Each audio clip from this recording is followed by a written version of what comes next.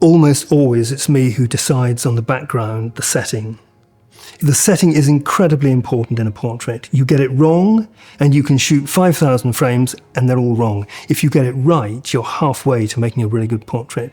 So my first priority is always the background.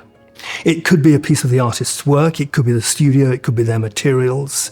In the case of Sonia Boyce, she was just moving studios when I arrived to do her portrait, and everything was in cardboard boxes. So the whole studio was just rolls of bubble wrap and cardboard boxes. So we went out into the corridor, and I took somebody else's painting, turned it round so that we just saw the back of the canvas, and I used that as the backdrop. So there's a sort of a reference to Irving Penn, you know, the famous American fashion photographer. He used canvas backdrops, the mottled canvas backdrops. It just worked beautifully because she had clearly dressed for the portrait. Beautiful sort of graphic hat, black and white graphic headpiece, which worked really well. And you focus on her expression. I try to photograph artists whose work I really admire. I trained as a fine artist myself. I was a painter, and then I turned to photography in 1982. But my mother was an artist, my godfather was an artist, so painting and sculpture have always been in the family. And I've tended to gravitate towards artists whose work I really love. And Hew Locke is one of those artists. I arrived slightly early for the shoot, and he hadn't arrived yet. And when I saw him walking down the road, he had a wonderful coat on, and it had a purple collar. And when we went into the studio, there was this painting of a boat, and the sails were the same colour as the collar of his coat. So I asked him to keep the coat on because I could see this wonderful relationship. And this is why I worked in colour for that shoot. I almost always work in black and white. It's very rare for me to work in colour. I prefer black and white portraits. But for this one, with the sort of dark green coat, the purple collar, and then the boat behind him, it just made a really, really interesting colour combination. I do as much research as I can into the person. In almost every case, I've never met the artist before. There are some people I have met and some people I've become friends with, but most people I've never met before, and you never see them again either. So you have this very intense 2-hour period where your job is to be sympathetic, to make a connection, to find a moment when they reveal something about themselves. And you keep your fingers crossed and hope for the best. And sometimes you have luck, and sometimes you don't. With actors, who I photographed a lot of, they are in a way used to it. It's part of their job, part of the publicity for films and plays. And models, obviously, you know, it's their profession. I think artists can be very solitary people, and their studio is their sanctuary. It's a private space. And artists often don't like strangers coming into their own private creative space, which I understand. So you have to be very sensitive. You don't start moving furniture around. You don't start saying that, you know, move this, move that, do this, do that. You have to be sensitive to the fact that it's their work, it's where they make their work. But because I do the research, because I'm an artist myself, because I've been doing it for almost 40 years now, it's possible to create a good, positive connection for that space of time.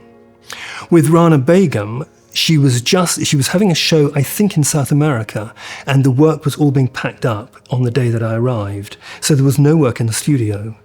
But she had a wonderful staircase connecting her workspace with her living space. And it reminded me slightly of Victor Pasmore's constructions, his Perspex constructions, and also a little bit of the Russian constructivists, El Lissitzky and Moholy-Nagy, those artists, with planes of glass all interacting together.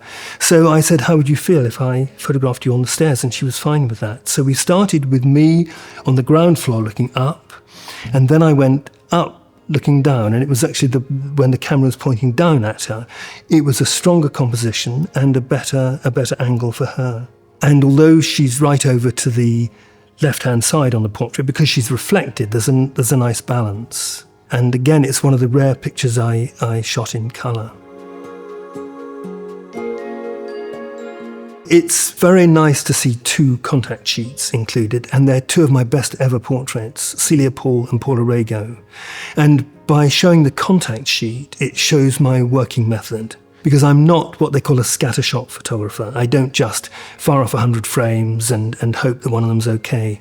I find the background, I find the right setting, I find the right subject to camera distance, and I set up the lighting so that it works for the particular portrait. And then, having composed and structured the work, I then look for changes in expression. And the wonderful thing about these 2 contact sheets is that Paula Rego has a different expression in every frame. There are 12 pictures per film, and only one of them was right. So I was really lucky. I mean, it's what I call a skin in your teeth job. I just got through it by the skin of my teeth. I got one out of 12 frames. And with Celia Paul, she withdrew into this inner world. She didn't say a word. Some artists never stop talking, but Celia Paul hardly said a word throughout the shoot. And in a way, she gave me what she wants from her own sitters, which is an inner solitude. So each frame, you see her very withdrawn. Not in a defensive way. You know, some people put up a barrier, but she wasn't being defensive at all. She was simply giving me the inner Celia Paul. And it was a beautiful setting, beautiful light, and she was beautifully dressed. I mean, appropriately dressed as an artist, and you see it all in the contact sheet. And I made one double exposure, which she and I call our beautiful accident, where you superimpose one frame onto another, and it just worked really well. So lovely to see the contact sheets in this show. The single most important thing is the gaze, the look into the camera. That's really what you have to focus on. You have to connect. So if you as the photographer can connect with your sitter, then you've got much more chance of the viewer, a month or a year or a decade later, making that same connection.